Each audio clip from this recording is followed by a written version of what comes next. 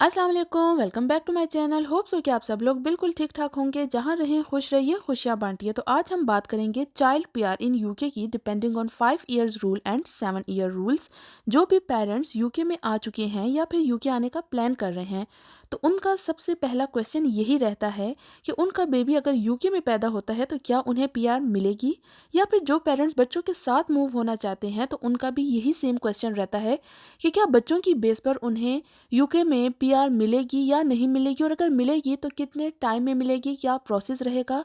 तो आज हम इसी पर बात करने वाले हैं कि अगर आपका बच्चा जो है वो यहाँ पर बॉर्न होता है या फिर किसी भी अदर कंट्री से आप बच्चों के साथ आए हैं, तो क्या बच्चों की बेस पर आपको परमानेंट सेटलमेंट मिल सकती है या फिर नहीं मिल सकती। तो यूके में बेसिकली बच्चों को पीआर के 2 वेज होते हैं। दो तरीकों से बच्चों को पीआर मिलती है, जिसमें नंबर 1 है 5 year rule and the second is 7 years rule. ये डिपेंड करता है कि आपका बेबी यूके में बॉर्न हुआ है या फिर आउटसाइड यूके बॉर्न हुआ है। तो सबसे पहले हम बात करते हैं कि अगर आपका बेबी यूके में बॉर्न हुआ है, मींस ब्रिटिश बॉर्न है, और आफ्टर बर्थ वो 7 ईयर्स यूके में ही रहता है कंटिन्यूसली, तो आफ्टर 7 ईयर्स आप बच्चे के लिए परमानेंट सेटलमेंट स्टेटस के लिए अप्लाई कर सकते हैं। मींस बेबी के लिए आप यहाँ की रेजिडेंसी के लिए अप्लाई कर सकते हैं under the rule of private life rule.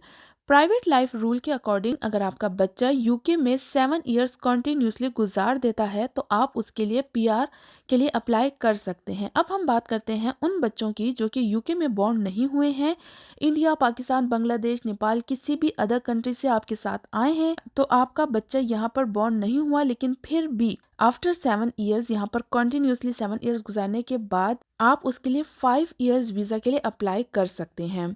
Means 7 years गुजारने के बाद बच्चे को 5 ईयर का वीज़ा यहाँ पर दिया जाता है, एंड जब वो 5 ईयर्स कंप्लीट हो जाते हैं तो फिर आप उसके लिए आईएलआर के लिए अप्लाई कर सकते हैं।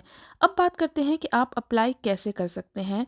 जब आपके बच्चे के 7 ईयर्स पूरे हो जाते हैं तो आप सेटलमेंट स्टेटस के लिए अप्लाई करना होता है। उसके लिए डॉक्यूमेंट्स चाहिए होते हैं, जिसमें बच्चे का पासपोर्ट, बर्थ सर्टिफिकेट।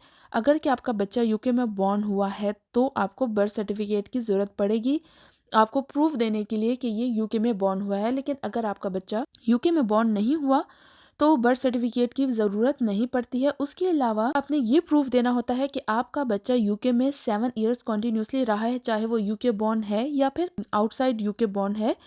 तो आपने ये प्रूफ देना होगा, जिसके लिए आपको स्कूल के डॉक्यूमेंट्स वगैरह की ज़रूरत पड़ेगी। आपके स्कूल सर्टिफिकेट्स वगैरह आप देंगे प्रूफ के लिए कि आपके बच्चे ने यहाँ पर 7 ईयर्स गुजारे हैं। तो ये सारी चीज़ें देनी पड़ती हैं। तो अब बात करते हैं आईएलआर के हवाले से। अगर आपका बेबी यूके में बॉर्न हुआ है तो आफ्टर 7 ईयर्स आप उसके लिए परमानेंट रेजिडेंसी के वीज़ा अप्लाई कर सकते हैं। लेकिन उन बच्चों की जो कि यूके में बॉर्न नहीं हुए हैं, आफ्टर 7 ईयर्स उन्होंने 5 ईयर्स गुजारे हैं, और आफ्टर 5 ईयर्स अब उनके आईएलआर का टाइम जब आता है, तो आईएलआर आप लोगों को पता है कि आईएलआर के टाइम पे आप लोगों को life in the UK test must देना होता है।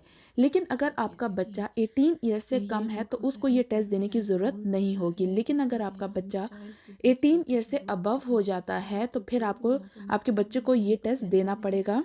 तो इस तरह आप प्राइवेट लाइफ रूल को यूज़ करके अपने बच्चे के लिए 7 ईयर्स के बाद सेटलमेंट स्टेटस का यूज़ कर सकते हैं। होप सो कि मेरी ये वीडियो आप लोगों के लिए इन्फॉर्मेटिव रही होगी। अगर इन्फॉर्मेटिव लगी है तो मेरे चैनल को लाइक एंड शेयर करना ना भूलिएगा, और अगर मेरे चैनल पे न्यू है तो मेरे चैनल को सब्सक्राइब भी कर देना। तो आज के लिए इतना ही, मिलते हैं नेक्स्ट वीडियो में, तब तक के लिए अल्लाह हाफिज़।